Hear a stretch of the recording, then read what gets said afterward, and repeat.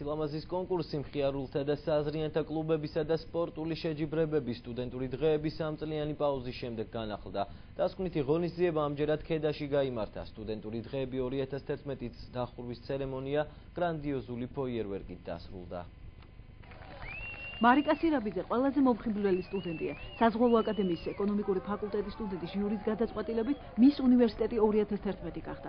მისი კონკურენტები ბათუმის შოთა რუსთაველის უნივერსიტეტის და ბათუმის ნავიგაციის ინსტიტუტის სტუდენტები იყვნენ.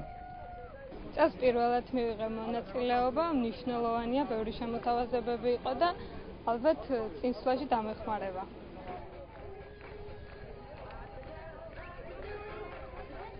გარდა იმისა, თუ ვინ არის ყველაზე ლამაზი სტუდენტური დღეების ფინალურმა შოუმ ბათუმის 3 უმაღლესი სასწავლებლის სტუდენტებს შორის ყველაზე მომხიბვლელი და საზრიანის გამოავლინა.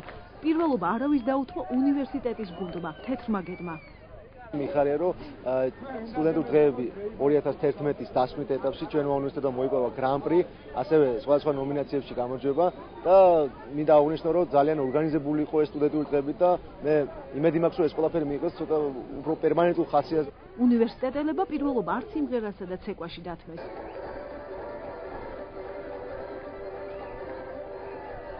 სტუდენტური დღეების ფარგლებში ახალგაზრდებმა ძალები სპორტშიც მოსინჯეს. საუკეთესო საბეღბუდო გუნდი ნავიგაციის ინსტიტუტს ყავს, ხოლო 50 კლავჭიდელს შორის 3 საუკეთესო ბათუმის უნივერსიტეტის სტუდენტია.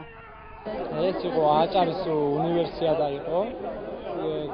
მივიღე მონაწილეობა აბსოლუტური წვენ კატეგორიაში და გავიმარჯვე პირველი ადგილი. სტუდენტური დღეებთან დაკავშირებით გაიმართა რამოდენიმე ტურნირი, დასკვნითი ტურნირი იყო დღეს ქედაში, დაბა ქედაში, საკმაოდ კარგად გამოვიდნენ ბიჭები. მინდა აღვნიშნო, რომ ახალი ჩემპიონები გამოჩნდნენ დღეს. სტუდენტური დღეები სამწლიანი პაუზის შემდეგ აღდგა. იანვრიდან შიდა საუნივერსიტეტო კონკურსები მიმდინარეობდა, რის შემდეგაც თითოეულმა სასწავლებელმა საუკეთესო ფოლკლორული და ვოკალური ნომრები გამოავლინეს. ასევე შეირჩა სპორტსმენები და სილამაზის კონკურსის მონაწილეები. სტუდენტური დღეების ორგანიზატორი აჭარის სპორტისა და ახალგაზრდულ საქმეთა დეპარტამენტია. საინტერესო და კარგი ღონისძიება ჩატარდა. ვფიქრობ, ამომავლად რომ აქტიურად ვიმუშაოთ იმისთვის, რომ რაიონებში კიდევ უფრო მეტი გაწვრთნა მიეცეს სპორტისა და ახალგაზრდული საქმეთა დეპარტამენტს, იმ ახალგაზრდების ერთად ხელშეწყობით, რომლებიც დღეს ხედავთ აქ და რომლებიც აქტიურად არიან ჩართული ჩვენთან ერთად, ჩვენი კუთხის, ჩვენი რეგიონის მშენებლობის საკითხში. განახლებული სტუდენტური დღეების დასკვნითმა კონცერტმა წელს პირველად ბათუმიდან ქედაში გადაინაცვლა. ორგანიზატორთა ამ გადაწყვეტილებას ერთი მთავარი მიზანი ჰქონდა: რაიონული ცენტრის პოპულარიზაცია. მე ვფიქრობ, რომ თუ ეს გაგრძელდება და ეს ტრადიცია დამკვიდრდება, უფრო მეტი ღონისძიებები დაიგეგმება, ანუ სხვა ადამიანებიც მოინდომებენ ჩვენთან მოსვლას.